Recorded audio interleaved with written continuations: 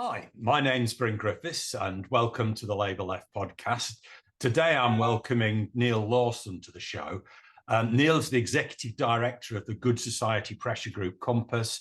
He writes a lot for the Byline Times. You might have seen him in there. Also appears in The Guardian. Before all this, he worked for a trade union and he was an advisor for Gordon Brown. But Neil's told me that Gordon didn't always listen to his advice. You might have also heard of him because Labour officials recently tried to expel him from the Labour Party. How are you doing, Neil? I'm doing all right, Bryn, and it's really nice for you to have invited me onto your podcast, and I'm really glad to to sit here this afternoon and have this conversation with you, which I'm really looking forward to. Yeah, I think it's going to be interesting, and I think you're a bit different to the guests that I've had on the podcast so far. Pundits describe you as the soft left. I'm interested if we could kick off with you describing your own politics in the words that you'd like to use. Are you really the Labour Left podcast's first soft left guest? Well, I could be. I've not trawled back through all the other brilliant guests that you've had, and I don't know how they all describe themselves. And I think one of the things that will develop, hopefully, through the course of this conversation between us is that the differentiation, which goes back into the mists of time to the early 80s, when I was just getting involved in the Labour Party, between the split between the soft left and the hard left. It's pretty redundant these days, I think, and I think we need to move beyond that terminology. Trying to think through and describe what we are does matter. Labels matter. And I don't know where the strategic left, the modern left, the democratic left, I think we need to, collectively have that conversation and probably try and group as many people as we can around something which feels appropriate. Well, that sounds great. I'm definitely up for being strategic and modern. Good. And democratic. Oh, and democratic, yeah. Who isn't? I'd very much see myself in the sort of democratic left mode. Yeah, and the terminology, it was used when I was involved in Labour student politics. Again, in around the time of the mid 80s. I was the convener of an organisation called the Democratic Left, which is a faction, effectively a soft left faction, organising to beat the hard left, right? And the term democratic was used to differentiate ourselves from the supposedly non-democratic elements of, a more Trotskyist form of politics. And, if that was right or wrong then, who cares?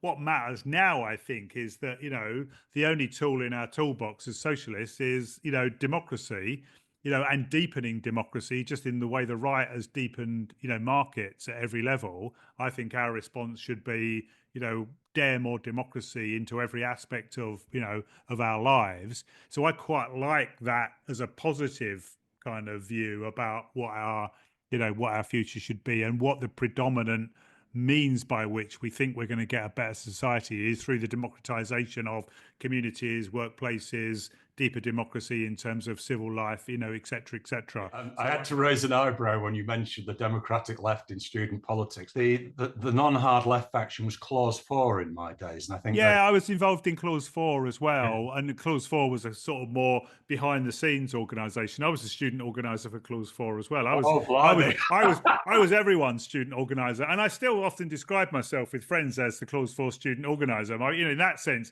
the work I've done has never changed. Although, let's go back to that bit of history because it's quite. I always remember Clause 4 as the people that put the ice pick between my ears. I was elected as the vice chair of Labour students in the early 1980s at a conference in Hull, and right. Clause 4 managed to get the student organizer managed to get the conference cancelled, and my vice chair personship of Knowles lasted approximately 12 hours, as I recall. So really, yeah. I don't know experience your faction as democratic. It was pretty brutal stuff. And looking back on that time, I wasn't part of the then kind of hard left. I was part of that soft left group. But I was reading New Socialist. I was reading Marxism Today. And I always felt myself to be on the left, and some people might not think those things are left enough or whatever, and that's fine.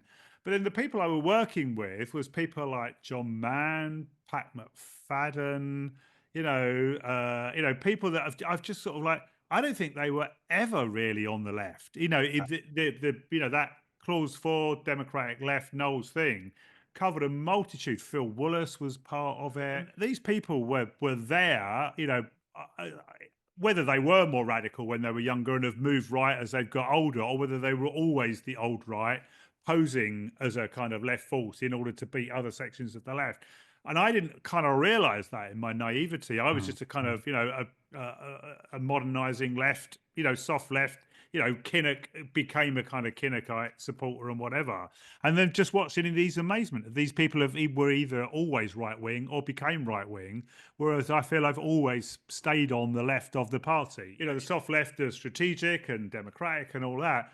But they've been the handmaidens to Kinnock and then somewhat to Blair. I would be suspicious if I was one of your listeners or someone like me, because I've helped bring that stuff into play. And I would say the hard left, if we want to use that terminology, have got some really interesting politics. But wow, I don't think they're very good at power. They're not very good at winning stuff. And even if they win stuff like the Labour leadership, and we'll get into this, they mess things up because they're not plural. They're not open enough. They're not, So I think both sides have got a reason to be cross with the other side. And I think we should forget it. I always find this debate really interesting in the context of the Greater London Council. And because I know people around Marxism today and the soft left quite rightly made a big thing of the Greater London Council completely transforming the way local government worked and the left sought to engage with civil society. But the bit of the picture that always seemed to be missed was the only way that Livingstone and the people around him got to be in that position was as a result of some fairly brutal tactical manoeuvring to get Ken into that position. And the London councillors at the GLC, that they wouldn't have had that transformative project if they'd been in that control of that council for a century. It was only because you got around the forces that I relate to historically, around Labour briefing, that the world opened up and the GLC became what it was. And I've always thought the soft left never quite had an explanation. Like Ken did not drop from the sky. I think that's right. And I think what you're getting to, Bryn, is a really difficult point of politics between means and ends. How we behave, how brutal are we? How cynical are we? Do we have to be brutal and cynical? And if we are brutal and cynical, do we then, shape the way our politics unfolds as a consequence of that? I think it's really problematic. I look at people like Morgan McSweeney and think quite brutal, quite cynical, but really effective. Should we practice that effective politics, or do we practice a different kind of politics? But certainly that era of the GLC and Livingstone's control of it opened up an awful lot of really interesting people, ideas, Hilary Wainwright, Robin Murray, people like that had really, that was the best melding of kind of soft and hard left politics in practice that, that I think we've probably seen in our country. We've got to talk about your tangling with the playground bullies at Labour HQ.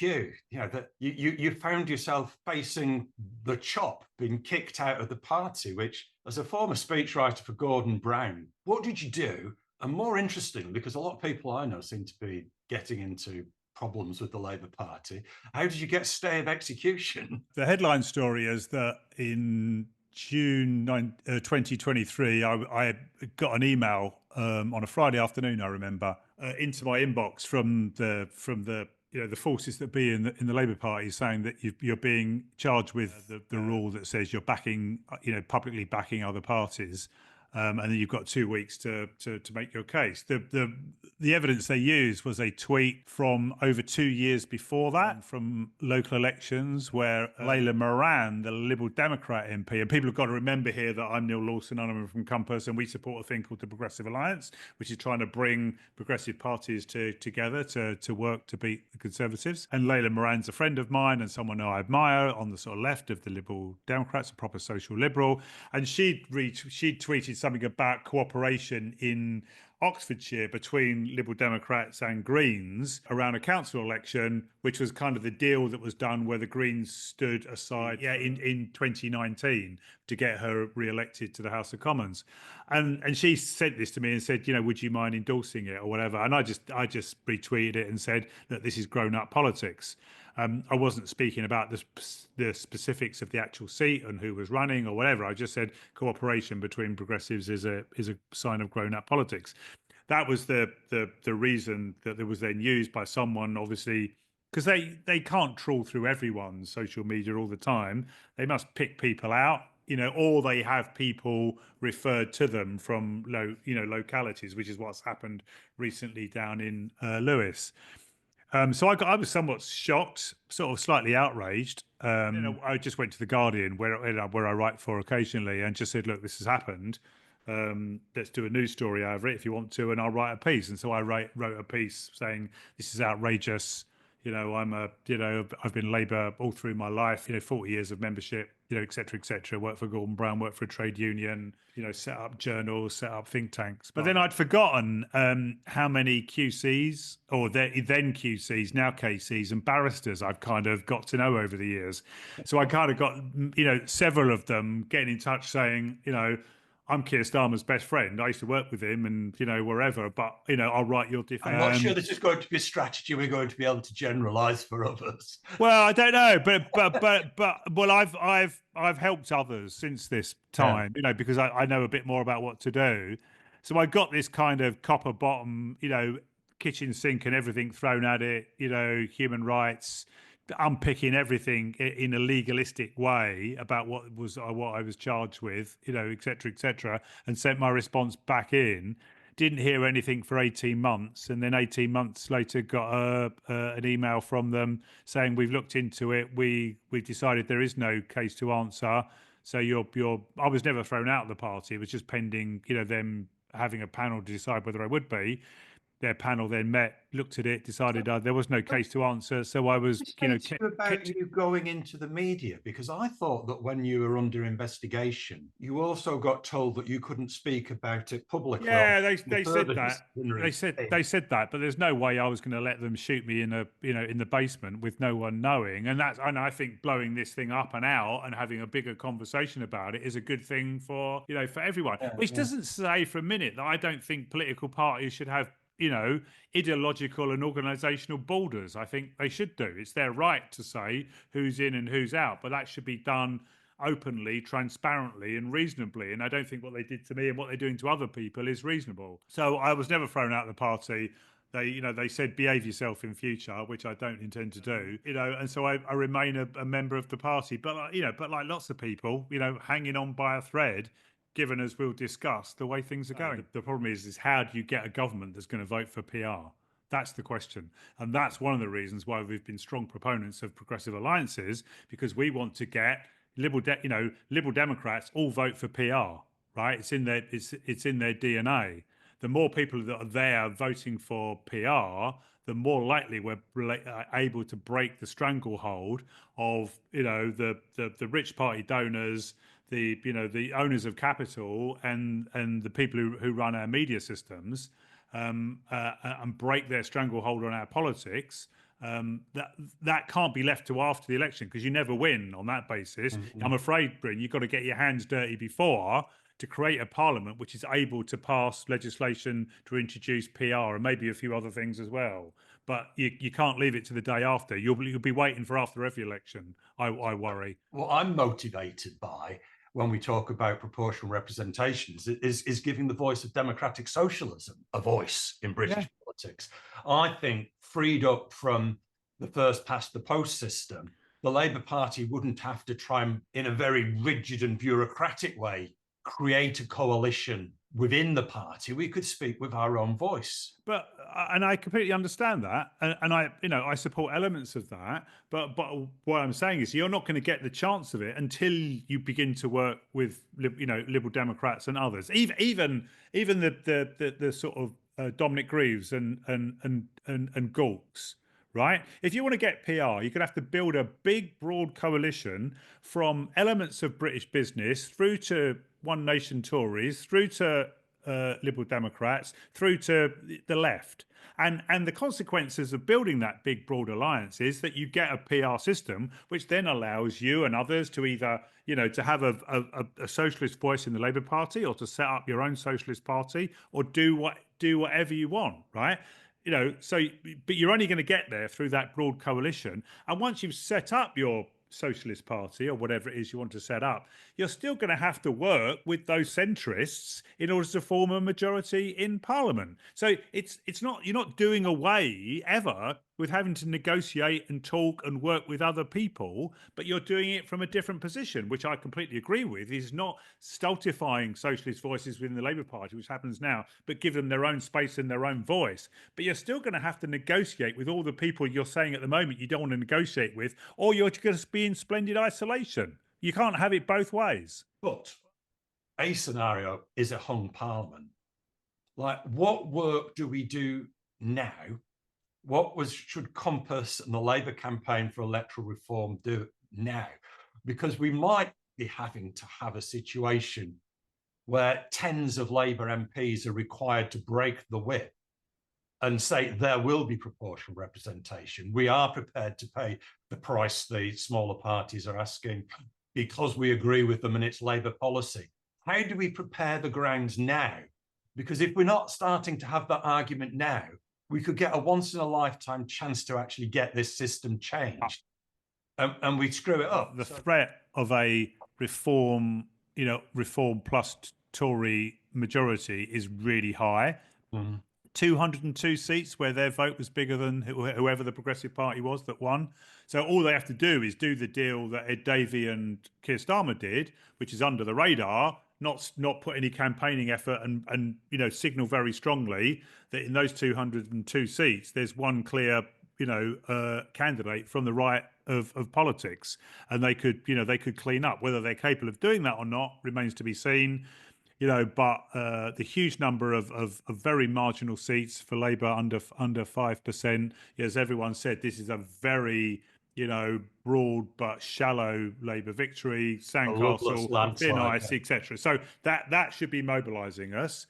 And what do we have to do? We have to keep up the campaign within the Labour Party. And broadly, I think, PR is as popular now in the party as it was before the general election. In the past, it always went with the ebb and flow. If Labour didn't look like it could win, then people backed PR. And as soon as they saw Labour could win, then they would move away from it. And I think that's gone because I think people have bought the kind of not just the electoral arguments for it, but the intrinsic, it makes a better politics. It produces better outcomes.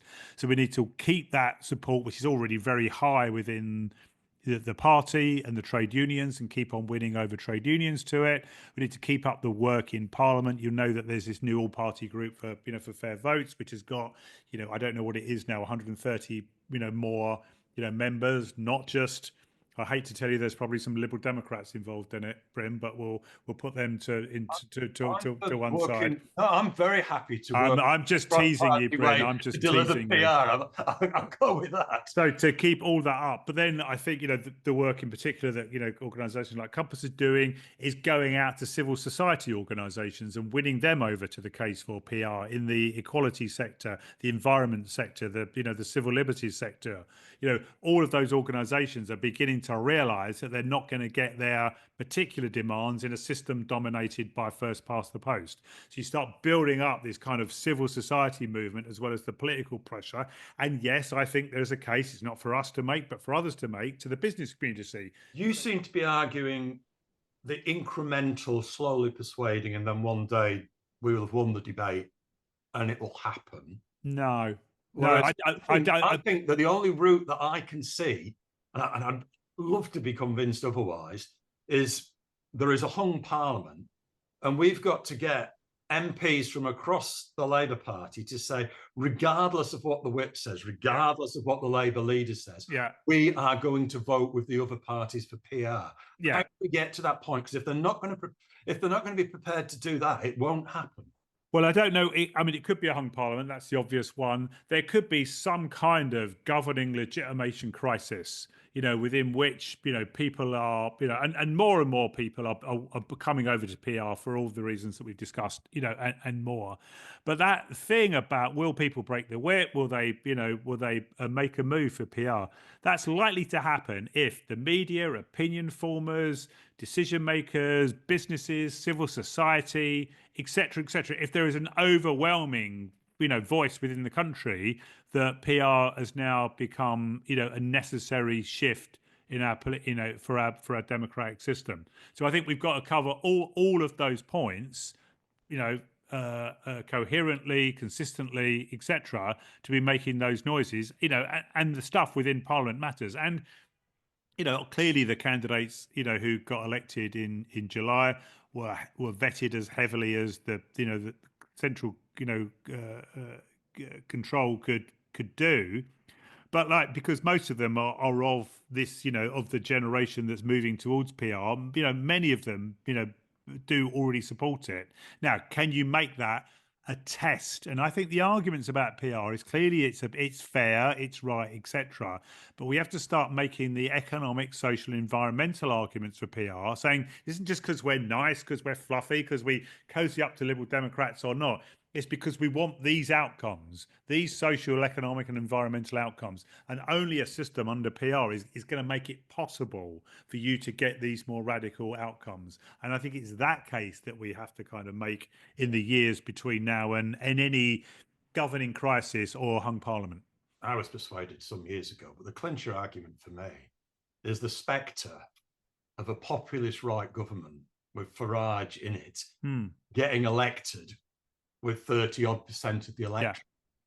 Yeah. How could we risk that? Well, let's understand why the Labour hierarchy, the Labour right, are so in favour of first past the post. They know that that's a threat. They understand that's a threat. It's a threat because Farage is already saying that you get to a tipping point under first past the post systems where below a certain point it damages you, but above a certain point, around about high 20s, early 30s, it starts rewarding you disproportionately. And he's around that point. So I mean, his support for PR is going to melt, and switch into first past the post, and he's already signalling that happening. But the power of first past the post for the party leadership is its coercive power. Both within the party and without the party, with the electorate. Within the party, under first past the post, you have to hold your nose, stay in the Labour Party because it's not worth going anywhere else because no other new party can be established and root itself effectively. The same message to the electorate. You don't like it, it's the lesser of two evils, but you're going to have to suck it up, put the clothes peg on, and vote for Labour again, or otherwise it's Farage or it's Kemi Badenoch or whatever.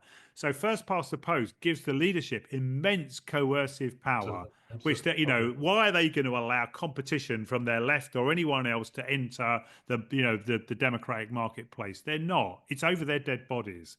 So you're right. It's going to be in circumstances where they're no longer in control, and there's the opportunity to shift the debate. But it will be really tough because it's not because they don't like fairness, which they probably don't. It's because it's in their interests to keep first past the post. And even if you lose an election, you're still second placed to win it next time. You're still, leader of His Majesty's opposition. You're still, you're still in pole position, and they will give that up, with their dying breath. If I could put two pleas to you as someone who I consider to be quite a significant figure in the advocacy of proportional representation. One would be, I think you've got the Progressive Alliance more centrist argument for PR covered.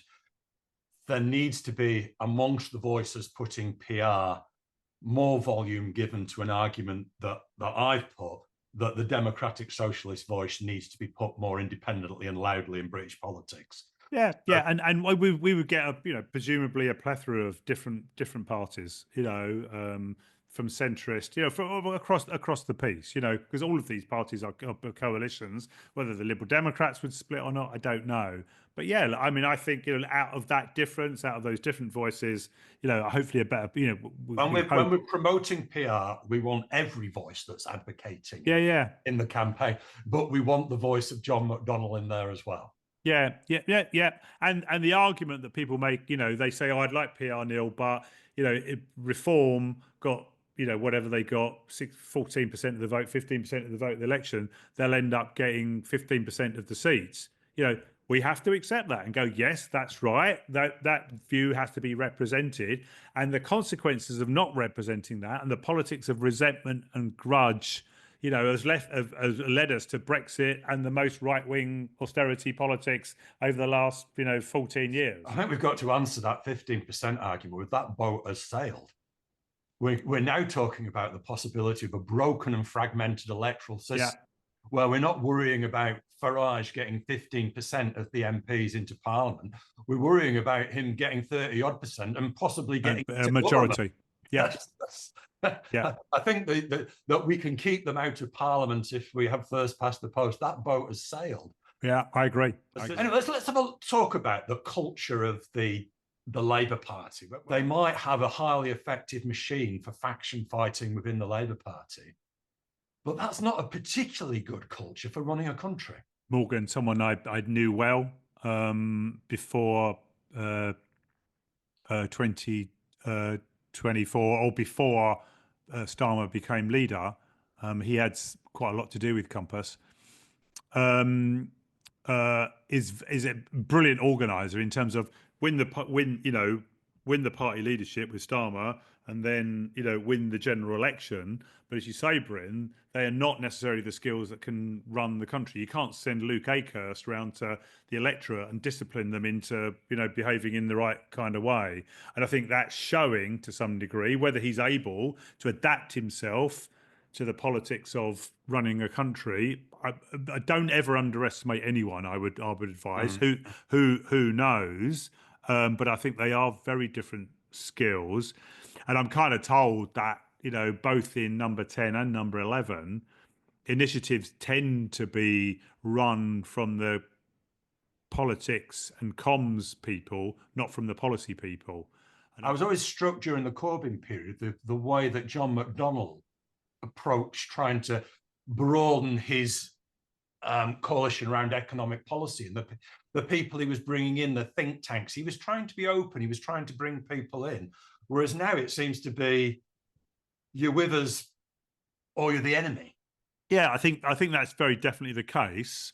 I mean, I had some experience of the kind of Corbyn, leadership, from the outside. What about John McDonnell? He did try to build a coalition. He did. To some degree. I mean, what I was going to go on to say was that what people like John did felt a bit to me what New Labour did.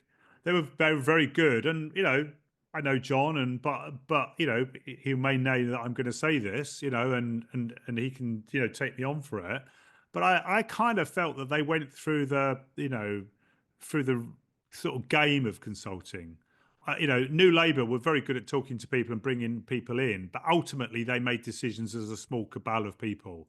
And I felt that about the Corbyn leadership as well, that there was some, superficial attempt to open up and out, but actually it was, and I don't know which factions were fighting within the Corbyn leadership because I don't know that much about the hard left and how it operates. But, Socialist Action versus the Labour Representation Committee or whatever it was, there were factions that were, deciding things and doing things. And yes, there was some opening out, but it was fairly superficial.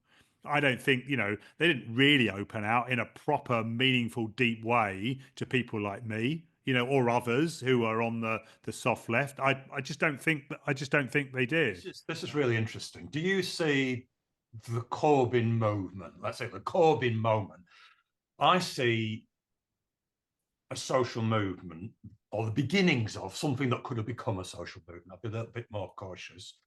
I saw people coming out of the anti-austerity movement, people that had come out of the student movement, environmentalists, anti-imperialists, people that had probably got a liberal background, green background, people that wanted to...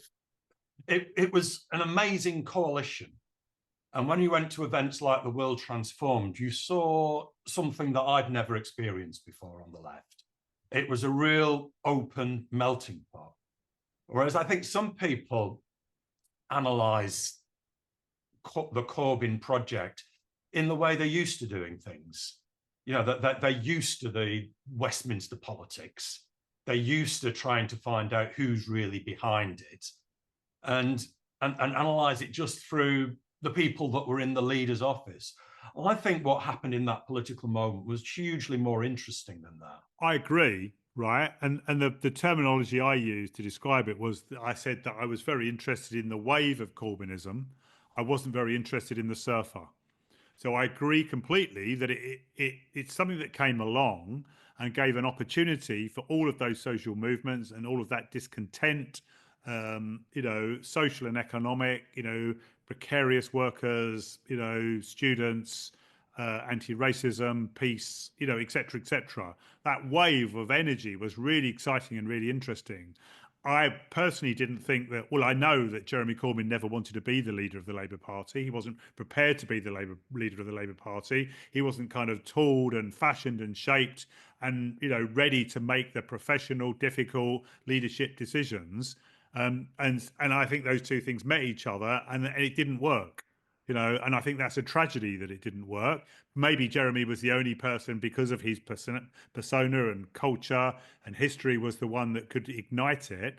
But I just don't think he was in any way, ready or able to be the leader of a serious, professional, state-capturing political party.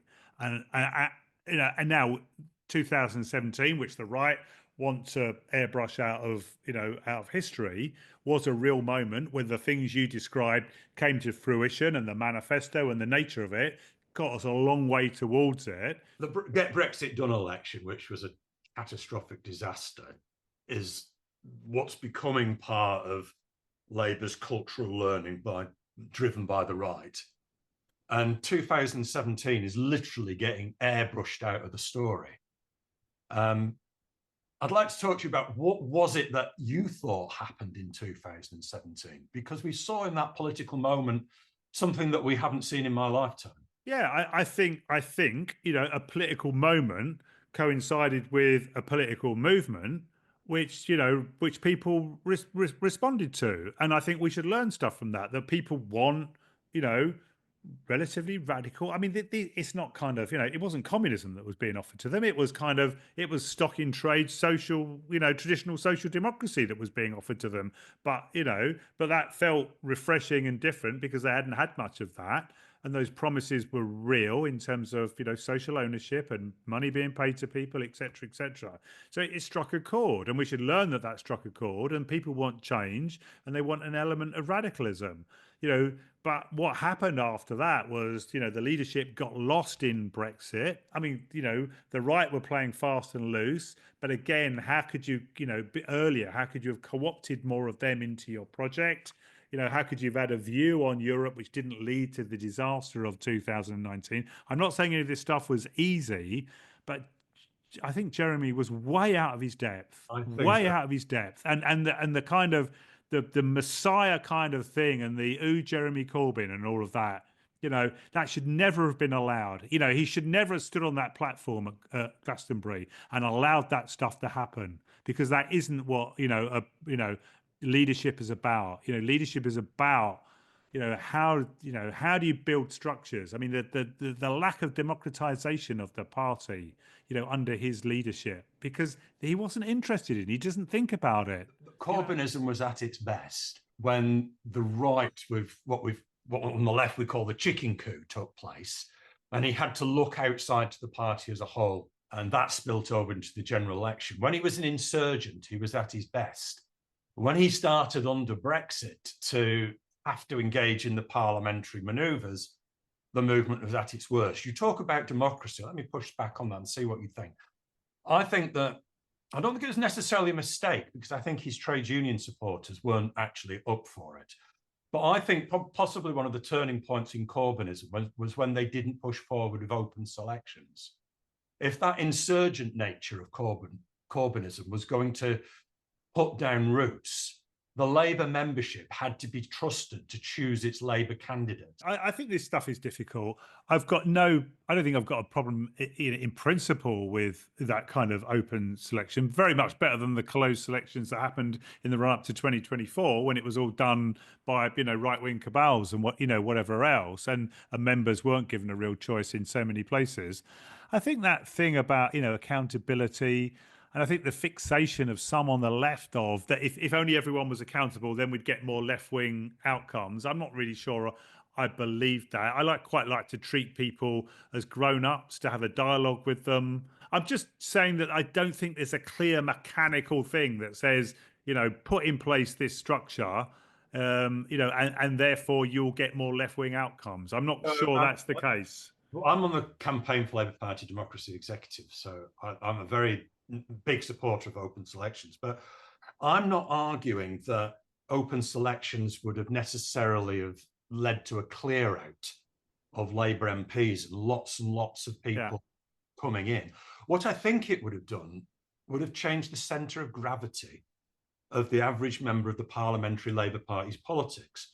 So instead of their world being what happened in the Westminster, and how and the way they progressed in politics and the pressures they felt were the whip's office and the leader's office, they would have felt that they were more rooted in the Labour Party and in the community if they were accountable to the people that put them there. No, I think it's a really good point, and one that I would endorse.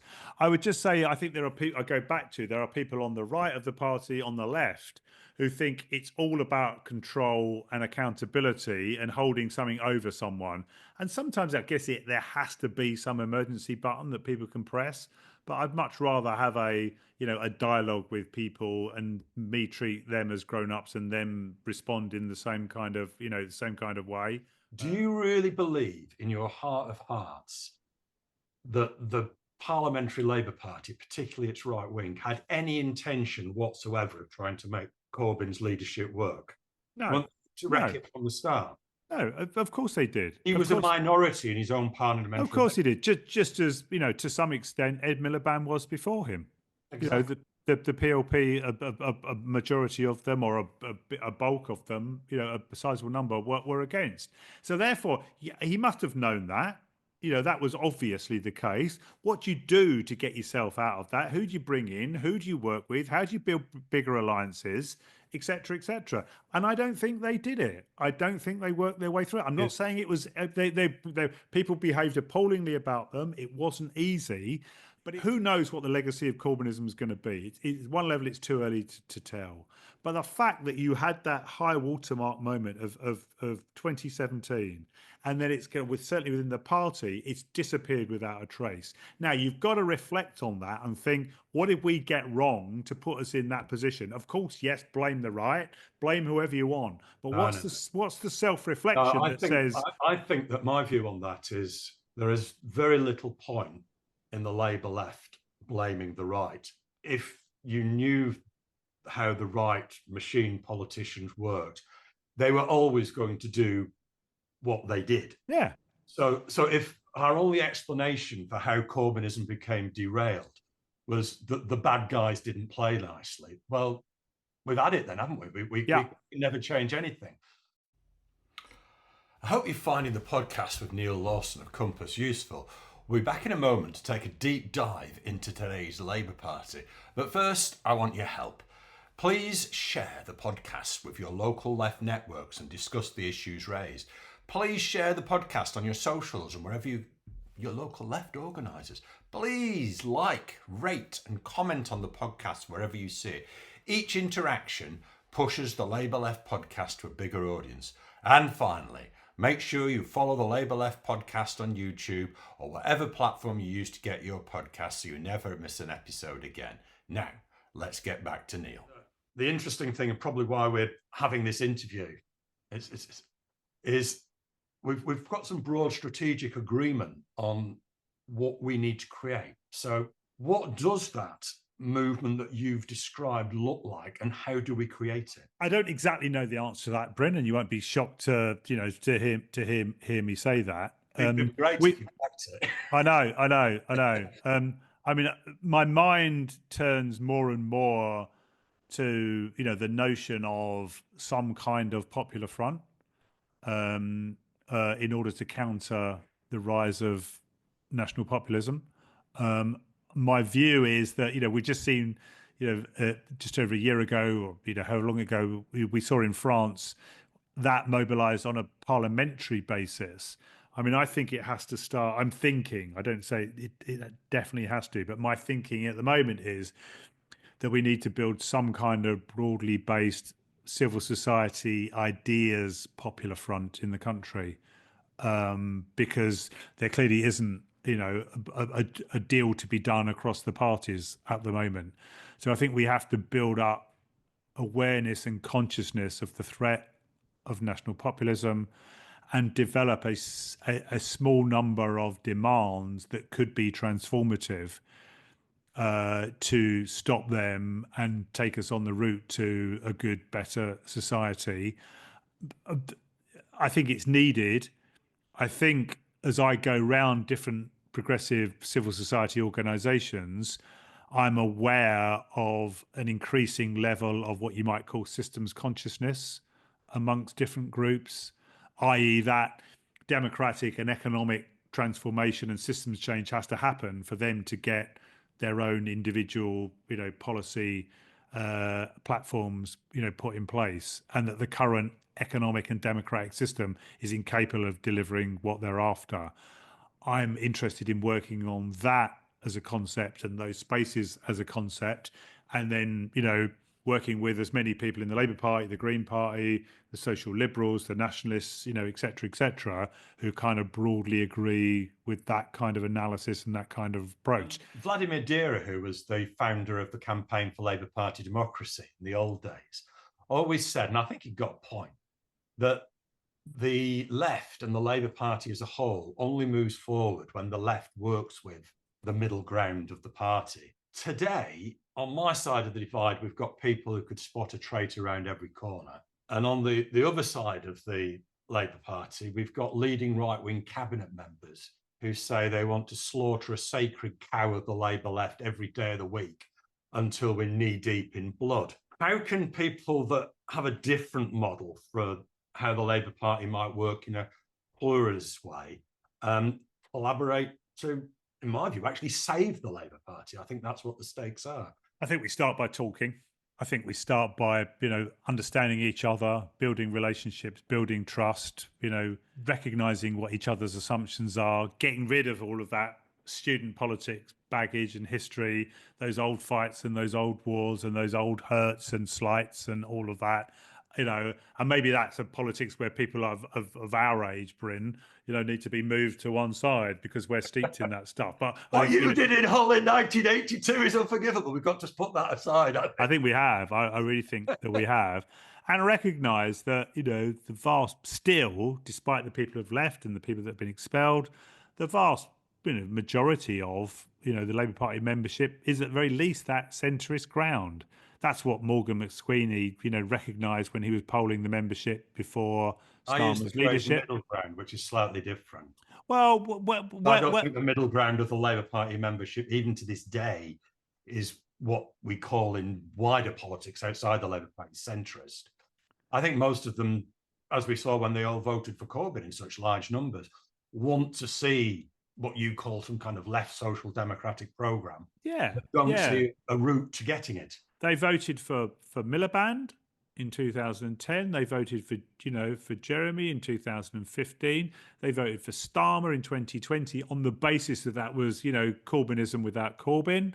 We saw that poll in Labour List a couple of weeks ago of party members and what their view was of the shadow cabinet, and it put Ed Miliband by far and away at the top. Underneath that, they said that they wanted Andy Burnham to be the next leader of the Labour Party. So there is something to work on there, isn't there?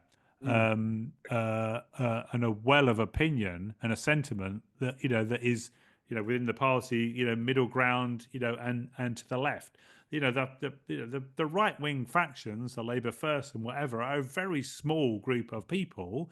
They're very well resourced and they're very cynical, and they're very determined to, now that they've by their fingertips, they nearly lost control of the party for forever. It was by amazing tenacious work of McSweeney and others that they got it back. Audacity, cynicism, all of that stuff. They're absolutely determined to never lose control of it again. But if we can't mobilise that sentiment that I've just spoken to, have a better vision of what politics, could and should be like, that's better than what Labour are putting to the country at the moment. If we can't forget our student politics and work together, and build together, then that's our fault, isn't it? So paint me a picture, Neil. What's your pitch to Labour Party members listening to this, if we had this broad, pluralist, probably more left-wing Labour Party, what would a constituency Labour Party look like? What would it be like to be a member of it? Well, let's come on to that. Let's say first of all that the reason we're doing this isn't because we want, it isn't about factional control of the Labour Party. It's because we want a better country, and we think a better country will come from the kind of politics which are more interventionist, more radical, that are more, that have got a more critical engagement with capital, that are democratising more elements of our society, and our democratic structures.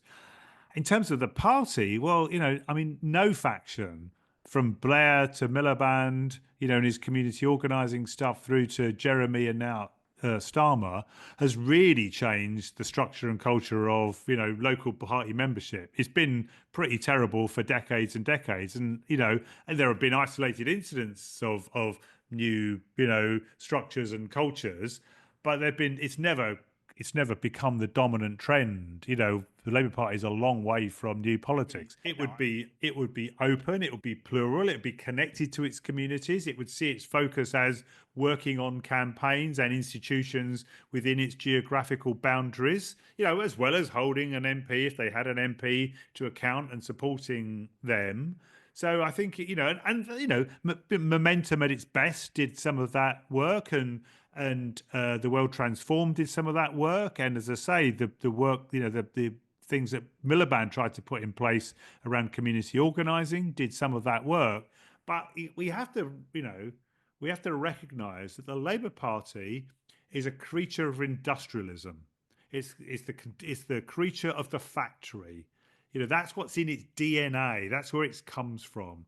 And that, by definition, is centralising. It's command and control. It's mechanical. That's what the Labour Party comes from and is. And I honestly think there are serious questions over whether the Labour Party and other social democratic parties who aren't as Labourist as Labour, because of their foundation was different. It wasn't from the trade unions and it wasn't from the factory. We no longer live in that world, and whether Labour can ever escape the kind of cultural birth point of that mechanical, industrial, top-down, factory, linear form of politics, I think there's a big question mark, because it's never really changed. Why does it not change? Because that's its essence, and do things ever move away from their essence? And can you graft onto that a new, plural, local, dispersed, diverse form of political culture and structure? I think we should try. But I'm not convinced it can do it. I'm not convinced. Moving to America, I think we've got to look at the Democrats losing. I think there might be some real lessons here about how we deal with the populist right in Britain. And when I was speaking to, on an earlier podcast, an American academic, Professor Harvey J. Kay, about the Trump victory, he, like Bernie Sanders, put a huge amount of stress on the Democrats abandoned their core working class voters and didn't deliver for them. They told them the economy was in good state and growing, but it didn't feel like that for their core voters. So they lost. Harvey was proposing what he calls an economic bill of rights, where that doesn't sound that dissimilar to some of the things you were saying about water privatization, rail privatization, the welfare, social welfare. Do you think there's something that we could do around that in Britain? Yeah, definitely. I think we have to. Otherwise, we're in real trouble. And whether that can extend to something like universal basic income, don't know, but it could certainly extend to universal basic services. You could put the 4-day week into that. You could build a real package of social care. You could revive FE colleges and apprenticeships. There's a whole range of things that we could do to really deliver for people who are, struggling, and show that a Labour government or a progressive government can make a difference. But I think that's going to cost money. It's going to require a lot of planning and a lot of work, to do that stuff. But, just generally pumping money into the economy and hoping, that it'll work out, as Biden did, clearly didn't work that well. I worry that, Labour's offer, there's a split between Downing Street that's fixated on living standards and the Treasury that's fixated on public services. I'm worried that neither are going to hit the mark with enough voters. to make them feel that enough has changed, and those voters, they might splinter off to the Tories or Reform. Many of them will stay at home. We know that a lot of them already are voting Liberal Democrat and Green. Since the election, the last figures I saw, that as Labour's lost 1.4 million voters to the Liberal Democrats and Greens, and about 500,000 to the right. Now, what the electoral seat significance of that is, I think we need to work through. But people are already fairly disillusioned because they're not feeling that it is any different. And we're running out. Already we're running out of time to put that stuff down. Look at the way they've kicked social care into the long grass, rather than Blair and Brown were far more timid than they needed to be with the majority they had. Yeah. But there's that famous graphic, it's on the screen at the moment, that talks about the new Labour achievements. But the defining moment of the Blair legacy is Iraq. That Atlanticist belief that our role is to whisper positive thoughts into the ear of the American president. It used to be Bush. Now Starmer's trying to repeat it with Trump. That seems like a disaster to me. Like, in the context of the world, Britain is looking, and in the context of Europe, Britain is looking fairly isolated with its support for what is basically war crimes in Israel. I go back to that issue of what is the perceived establishment orthodoxy, and can Labour tick that box? I think, Starmer has been seen to have handled relationships with Trump reasonably well. How does anyone, reasonably, develop relationships with someone like Donald Trump? I've no idea. But that position that, that it's not just Labour are in, or the Labour right are in, or that kind of, British Empire view that somehow we have a special relationship with America and we can straddle the America-Europe thing.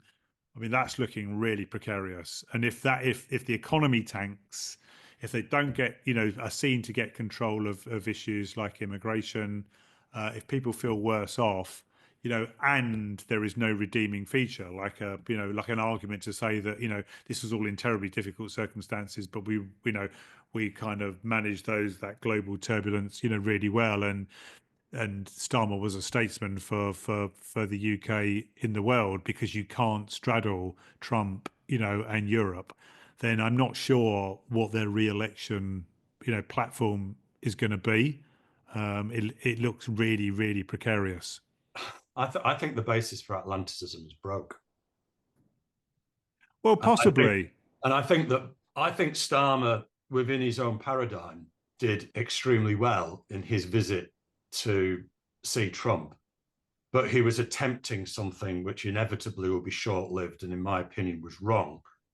Shouldn't a reorientation towards Europe and the South and the rest of the world be what a progressive Labour government should be trying to do, not trying to whisper quietly in the ear of Donald Trump to try and make him a little bit less bad? It just seems like a completely flawed strategy. Claire Short's written for us, and I've heard Clive Lewis, on the airwaves talk about this is a great opportunity for a reset, isn't it? It's an opportunity for an economic reset. It gives you cover for that. Look what's happened in Germany in terms of the debt break and putting more money into defence, yes, but into the social economy as well. We don't have to do what Germany does, but we could use this for much more imaginative thinking. And as you say, in terms of global relations, much stronger relations with Canada, much stronger relations with Mexico, much stronger relations with Europe. There's a whole range of places which we could now kind of reach out to and work with. But they are locked into this orthodox thinking, whether that's global economics, global politics or economics, and the world is moving so fast around them, they're just being left behind. So this is a really dangerous moment, but it's also a moment of opportunity for everyone, listening to this podcast, that, there's opportunities for better politics to come through. But I can tell you what people are going to say listening to this podcast. I know what the people in Worthing will say to me. They'll say, well, we did build a new kind of politics. Yeah, and it was smashed. We did get to control the council. We did do community organising. We did listen.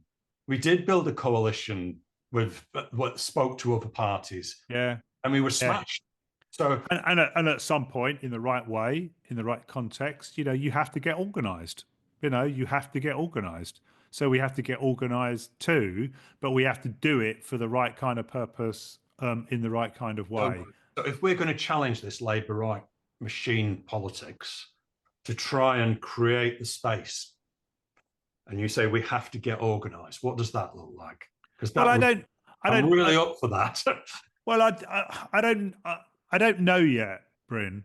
I think we can explore that, but I want to explore it from the basis of a conversation about what we believe in, what our vision is, what our culture is, and what our messaging is.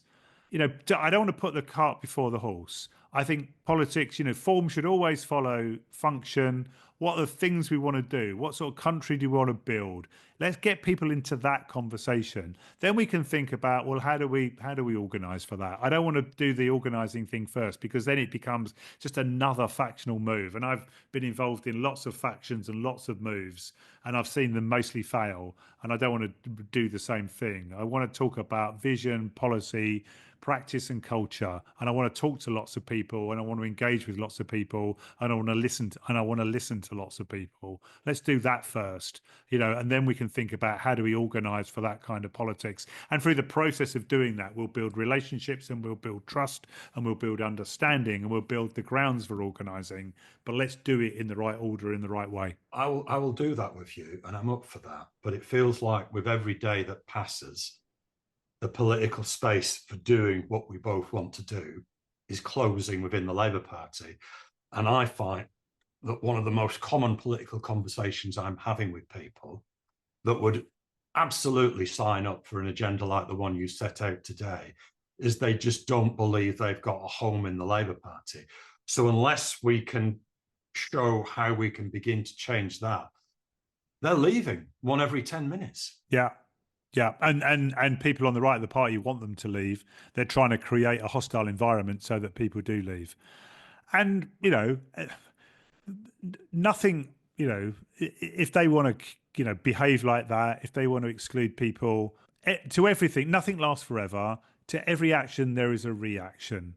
The wheels of social justice, the demands of environmental justice, people's ability to think and organise and do stuff will come back in all sorts of ways, whether that's in the Labour Party, outside of the Labour Party, but underneath it all are sets of ideas, visions and values.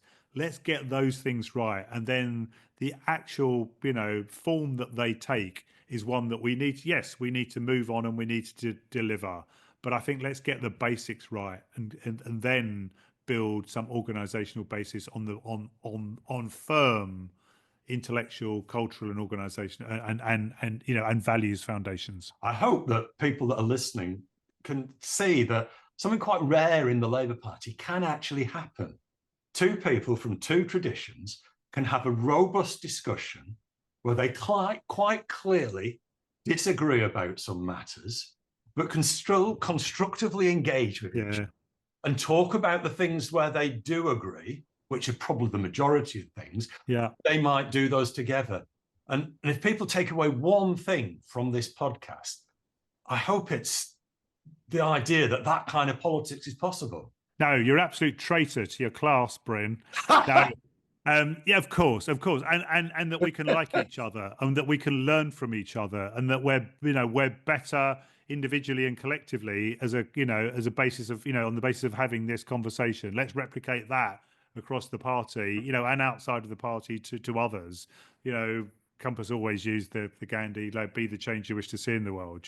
This is the way to do politics, isn't it? Let's continue to do this, and more power to your elbow on the podcast for the work that you're doing. But finally, before we end the podcast, we always have our class hero of the month. You'd approve, actually, because the idea from this, the genesis of this, comes from Labour Briefing in the 1990s, where we used to have the class traitor of the month. Which was very popular. Half the right wing used to buy it to see if it was their lucky month, because they used to love it when they were in. But anyway, we're trying to be more positive here and get people to talk about who was their inspiration. So who led Neil Lawson to holding his politics today? Who was it that inspired you that you'd like to point people towards? who are you going to add to our Hall of Fame, our Class Heroes Hall of Fame? The biggest influence on me intellectually and ideas-wise is the late Polish sociologist Zygmunt Bauman. I first read Zygmunt Bauman in about 1998. I read a book called Work Consumerism and the New Poor, which is one of his shorter, more accessible books. And I was just sort of falling out of love with New Labour, recognizing its limitations and struggling with where it was going. And I read this book, and what it tells you is the story of the movement from agrarian to industrial society and the way that workers were forcibly moved into the cities and forced to work and forced to endure a life that was no longer, the much more pleasurable life they had before. And then how how we moved from a producer society to a consumer society, and consumption was the mechanism to keep us on the treadmill of working and consuming. And the role of the poor in the consumer society was to police us morally, emotionally, and almost physically to keep on consuming because you didn't want to be like the poor. So the role of the poor was no longer to move into the factories as the reserve army or into the army. They were there as a policing mechanism to say, don't fall off the treadmill, keep working, keep consuming, otherwise you'll be awful people like those awful people. And I read this book and the scales kind of fell from my eyes about, it was at the time, I think Labour were attacking kind of shirkers and skivers and all of that sort of thing. And my understanding of class, of what we'd done to force people off the land into factories and then use consumerism as a tool to kind of police people and drill them and grill them into, a subordinate life was just really important to me, and I've read Marx and I've read Lenin and Luxemburg and Gramsci and all of that stuff. But it was Bauman and more than that book, but his view of the world, his view of his sense of humanity, and the complexity with which he kind of wrote and understood the world has been the biggest intellectual kind of imprint on me. So it's for me, I'm a Baumanite, and I would put Bauman up as my class hero of the month, of the year, the decade, and the century. Where should people go to find out more? What would you point people to? What should they read? Yeah, I think both that book, Work, Consumerism, and the Poor, and a book called In Search of Politics, where he came up with a brilliant line that power and politics have been separated, which I think is the problem that we're all struggling with. They're two of the more accessible books. There'll be other, there's, there've been biographies written of him as well that are more accessible. He's not an easy read. That's one of the problems. And he's also quite a dark read as well. It's not, there are shades of light, but I like the gloom because I think it is in the gloom. It is a realistic understanding of what we're up against. When you peer into the darkness, then eventually you start see, points of light, and Bauman is the great realist to me because he tells us how bad it is, how grim it is, and therefore enables us to draw the resources intellectually, organizationally to do something about it. So he's worth struggling with and has been certainly my intellectual inspiration. Well, hopefully people, to quote Gramsci, have witnessed in this podcast what you've just referred to, the pessimism of the intellect, but hopefully they got from both of us the optimism of the will as well. I hope so, Bryn. It's been a real delight. It's been lovely to meet you properly, and it's been a real delight talking to you. And I look forward to listening to more episodes of the podcast.